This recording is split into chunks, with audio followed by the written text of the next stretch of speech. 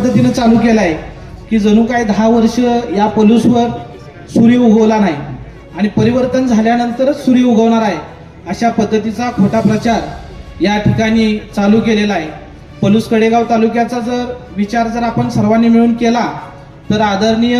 पतंगरावजी कदम साहेब यांनी या दोन्ही तालुक्याचं नंदनवन करण्याची भूमिका सातत्याने घेतलेली आहे। गोरगरीब दलित समाजातील कुटुंब असतील, सर्वसामान्य कुटुंबातील युवकांना युवतींना या ठिकाणी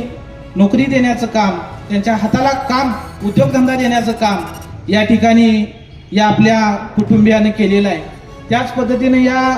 पलूस शहराचा जो झपाट्यानं जो वाढ होत आहे, व्यापारी वर्ग या ठिकाणी मोठ्या संख्येने व्यापारी वर्ग वाढत आहे, त्याचंही कारण या तालुक्याचं आदर्श असं नेतृत्व आदरणीय विश्वजित कदम साहेब, पतंगराव कदम साहेब गेल्यानंतर या विधानसभा क्षेत्राला कधीही पतंगराव कदम साहेबांची उणीव भासून दिली नाही। जीवाचं रान करून या ठिकाणी आपल्या बाळासाहेबांनी असतील आणि महेंद्राप्पांनी असतील या ठिकाणी सर्वसामान्य जनतेला न्याय देण्याची भूमिका घेतलेली आहे। या ठिकाणी मला आवर्जून सांगावं वाटतं, एक पक्ष साहेब म्हणतोय की आमच्या हातात तिजोरी आणि एक पक्ष म्हणतोय त्या तिजोरीचा मालक आहे, पण या ठिकाणी कुणी सांगायला तयार नाही की त्या तिजोरीत पूर्णपणे खडखडाट आहे। आमची सत्ता आहे, आम्हाला तुम्ही मतदान दिलं तरच या ठिकाणी विकास होणार आहे अशा पद्धतीच्या वल्गना या ठिकाणी विरोधकाकडनं करण्यात येत आहेत। परंतु आमचे हे दोन नेते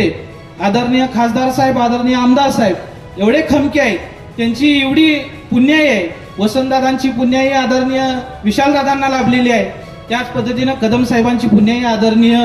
कदम साहेबांना लाभलेली आहे। हे ज्या टेबलवर जातील, ज्या ठिकाणी जातील तिथून कोट्यावधीचा निधी आपल्या या तालुक्याला, आपल्या शहराला देण्याची भूमिका, एवढी क्षमता असणारे नेते मंडळी आपल्याकडे आहेत। त्यामुळे आपण कोणतीही शंका कुशंका मनात न आणता या ठिकाणी आपण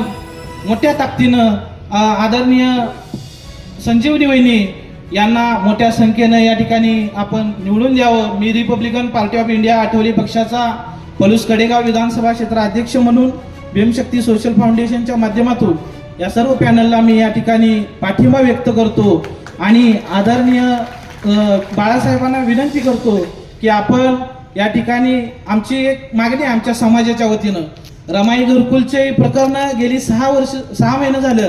या शासनानं बंद केलेले आहेत, त्याच पद्धतीनं महात्मा फुले महामंडळ असेल, आपली कुठल्याही महामंडळाला कुठलंही कर्ज प्रकरण या ठिकाणी या शासनाच्या काळात